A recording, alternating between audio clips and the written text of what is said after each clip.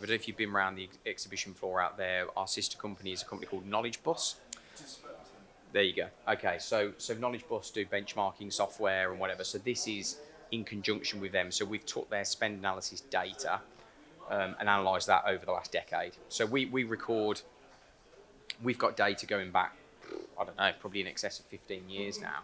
So every piece of channel data that comes through our system, every price, stock level, we record it, so we can go back at any point in time and see what price essentially you paid and what margin you paid on those goods, at any point in time, essentially. So what I've done here is we've analysed a complete decade of IT spend. But obviously the more important, I guess, element of this is the parts at the end is I'm going to talk through sort of some guidance and advice in how to overcome that and how to buy better and avoid some of these inflated margins and things like that. So, okay, so in terms of the spend analysis, so we've got 10 years of spend, as I've said. So obviously we've seen all kinds of things over the last 10 years. We've been hit with pretty much everything you can think of. We've pandemics, we've got wars, we've had ships stuck in Suez canals. We've had it all. It's fair to say. So there's been a lot of peaks and troughs, over the last 10 years. 42 sectors we've analysed, so there's a really good breadth of sectors, which is really important. So at least it's a fair measure, because obviously we've got completely different sectors buying at different rates and things like that. So we've got 42 different sectors, 123 million pounds worth of spend that we've analysed, and that's over 129,000 line items. A real good breadth of line items, everything from low-level cables through to servers and storage. So again, really important. At least it gives it a fair sort of analysis, really. So, the things that we found is in terms of the high margins that have been paid is quite often around the tail spend side of things. Obviously, the tail spend area is really what often slips under the radar with lots of organisations. It's kind of accounts for probably 80% of your spend, but actually it's probably like 80-20 rules. Probably 20% of your time is probably only spent on the tail spend. You'll spend more time on the project-based things, which is not the wrong thing to do. There's better ways of managing tail spend, which I'll talk about at the end. But this is kind of the area where we're finding where most of the high margins are paid. Not much focus around it. Orders are just being placed around. Right, I need some headsets. I need some keyboards. I need some docking stations, and it's just orders going out, not really too much sort of thought around the pricing that's being paid, and that's where we've seen some pretty significant margins. And yeah, as I say, that regular overspend has been on low value peripheral things, so generally sub £100 items typically, is what I've seen. So I've just picked out here some key products of the types of margins that have been paid. Complete random set of products. Stick of memory, like 50% margin. An AV faceplate. I mean, you can go and buy these for a few pounds at B&Q. It's like these are low level, real low value things. 54% margin. Lenovo docking station, 60% margin. It's like unbelievable, really, what goes on out there. There's definitely like much more streamlined ways of buying these better. The interesting one as well is not just hardware; it's software as well. So. We've seen Adobe Creative Cloud licenses bought at 83% margin, so it's not just a hardware-related thing. We've seen software transactions going through at really, really high rates. So appreciate there's quite a bit of data on here. This is breaking into some of the sector bit. I'm going to go into that in a slide or so in a second. The main purpose of this slide really is to see. Obviously, we saw the peak when it started to climb in 2020 when the pandemic happened. Prices shot up, margins shot up. There was lots of resellers taking advantage because of the pandemic. People needed equipment, needed headsets, needed laptops to work at home and all these kinds of things. So we saw this big wave of increase in margins. So from 2020 through to 2022, those couple of years, there was this big peak, some crazy high margins. I mean, you can see there, north of over 100%. It's just things were being doubled. It was just crazy what was kind of going on. It's coming back down, which is great. But even though that looks like it's dropped down low, it's still at a high average margin. It's still, we're seeing lots of sectors who are still paying over 50% margin on lots of things. So it's better than what it was over the last few years, but it's still very, very high. this is an old slide. I used this in a presentation a couple of years ago. But this is genuine thing. Customer sent me this image of, so this was back in 2020, 2021. This was the kind of thing that was going on. You know, this poor guy had bought this, you know, clearly used laptop that had 7 or 8 keys missing on it. He bought it for £550. This was just the sorts of manipulation and you know, domineering things that were going on in the market. People were paying just crazy prices for things. But yeah, just wanted to bring that one back. It's just something that these sorts of things have gone on in the last 10 years. So this is the highest 10 sectors in terms of the average margin that's been paid over the last 10 years. So don't need to talk through in all these in detail. Obviously, we've got full reporting on this, which we'll be happy to share with you. But this is just to highlight some of the sectors, the runners and riders, the winners and losers, if you like, in terms of the margins that people have paid. But again, you know, even the lowest of the 10 there is still in excess of 30% sort of average margins. This was the average margin across all sectors, 28%. So every of the 42 sectors that we looked at, the average margin that was being paid across their IT was 28%. So again, still relatively high. And you know, I did a session this morning about all of the kind of complexity and volatility in the market. You know, and these are all things as to why some of these margins are so high, because it's so hard for, you know, organisations like yourself to be ahead of the game and know actually that you're paying good value for what you're paying, because the prices change, go down really, really quickly based on certain market conditions, and all kinds of factors that affect that. And this is one of the reasons why these margins can be so high. So the main thing is for me to talk through some of the, you know, I guess some of the key ways that you can overcome this and I guess gain some confidence in terms of what you're paying. One of the things actually that we did do as well, this is going back about 6 months or so ago now, we asked organisations about how did they feel that they were buying at good value on IT, and it was just literally a yes or no kind of response, and there was less than 50% who said, yeah, I feel confident I'm paying a good price. So we know it's a big problem out there. We know that there's this fear factor of, am I paying a good price? Am I getting ripped off? Is it, you know, or whatever. So this is kind of really to go through some of that and how you can overcome that and gain some confidence in what you're paying. So first one is around consolidation of spend. So we see lots of organisations who will dilute their spend over lots of different brands and categories. You know, if you're buying monitors for your business, you know, we see organisations who will buy 5 different brands of monitor and 6 different brands of keyboards, and you know, and all these kinds of things, and all that does is dilutes your spend. So if you consolidate it into a smaller number of brands, you know, ideally one, standardise across each area, it's going to drive you better pricing. So Carl did a session this morning as well around special bids, and that's kind of a volume pricing agreement that you can create by consolidating your spend. You can drive those special bid agreements with the vendors. So that's one of the ways that can be achieved. Second one is around centralising your spend, so subtly different to consolidation. So centralising your spend is about where you buy from. Consolidation is about what you buy. Centralisation is around where you buy from. So if you're going to centralise it through a smaller number of suppliers or through a single platform, it's going to help you again drive better pricing, because you're putting more eggs in less baskets effectively, so you can get better commercial agreements and things like that. You can open into negotiation with commercial agreements with the supplier that you work with.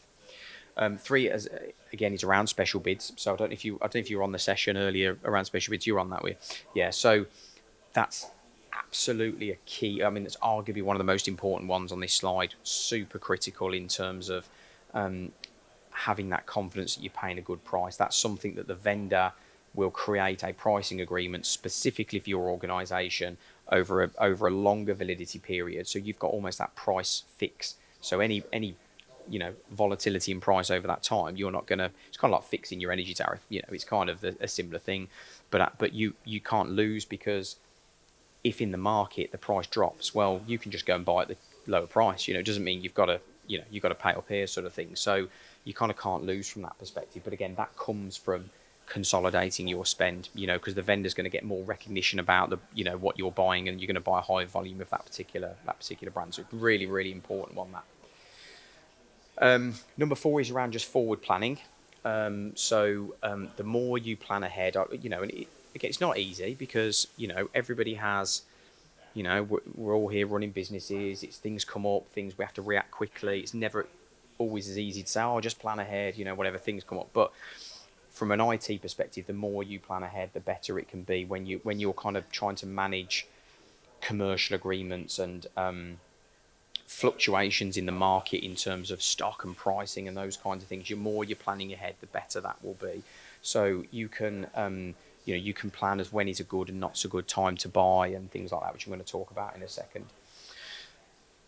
So 5 is around benchmarking your spend. So you've had a conversation with the Knowledge Bus guys here, so that this is exactly right up their street. It's exactly what they do.